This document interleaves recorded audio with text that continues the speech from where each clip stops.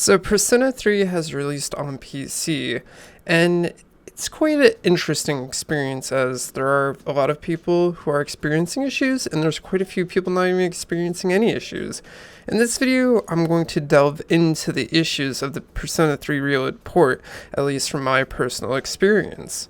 So without further ado, let's just get straight into it. Now I want to stress that a lot of these things may just be from a PC gamer's point of view, and I'm not trying to act entitled. I'm actually really happy the fact that the game's on PC and released worldwide on all platforms, so I do appreciate that from Atlus.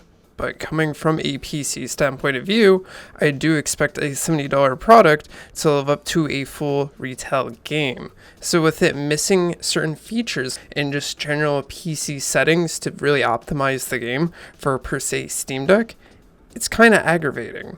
And one of those settings, which should just be available on all platforms, is to be able to toggle motion blur.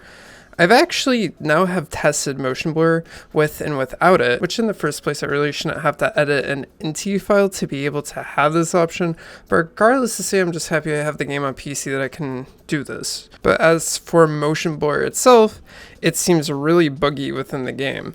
I actually think a lot of people's performance issues is caused by this because I actually have delayed input and weird loading segments with motion blur turned on compared to it not being turned on. Initially, people were thinking that, okay, this has to be their, custom thing that they use to be able to get assets from Persona 5 into this game, but no, it's actually kind of tied to motion blur, and I found that to be really weird in my findings. But there are a few other issues that maybe that you don't have enabled on your PC that could cause more issues performance wise, which granted my girlfriend's PC per se wasn't getting the full potential, so I enabled high performance mode on the power options for the PC itself and the GPU.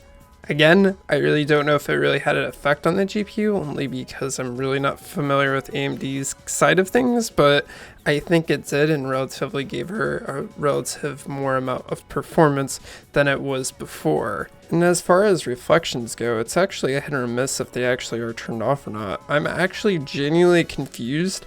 When I turn it off, it just turns off RTX mode and not actual reflections.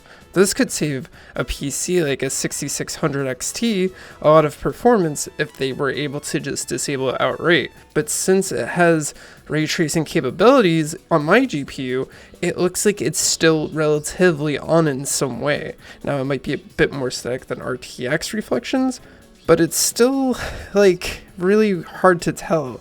And honestly, I just love to have the option to just turn it off outright than having to go into the system settings and disabling it, because I'm very unfamiliar with AMD's side of things, and I'm really only familiar with NVIDIA's control panel, so this should be an in-game option at some point in a later update, so I do hope they fix it. Lastly, this is the fastest selling Atlus game. If you don't have a video or something going over the issues of this PC port, Atlus may not end up fixing it, so this is why I'm trying to address these issues, so Atlus does go out of their way to actually fix it if they want people to come back for DLC, like for instance The Answer, or other content they have in mind for players to come back to the game. So I'd very much appreciate it if Atlus ended up patching the game sometime soon before The Answer does come out, so that these issues are alleviated.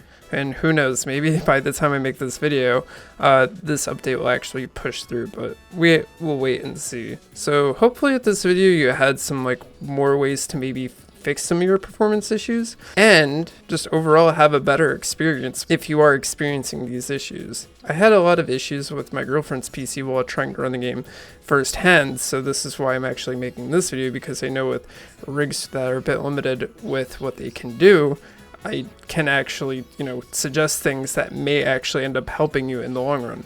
I haven't tested disabling motion blur on Steam Deck yet. That I think it should be a video in itself to boost Steam Deck's performance for Persona 3.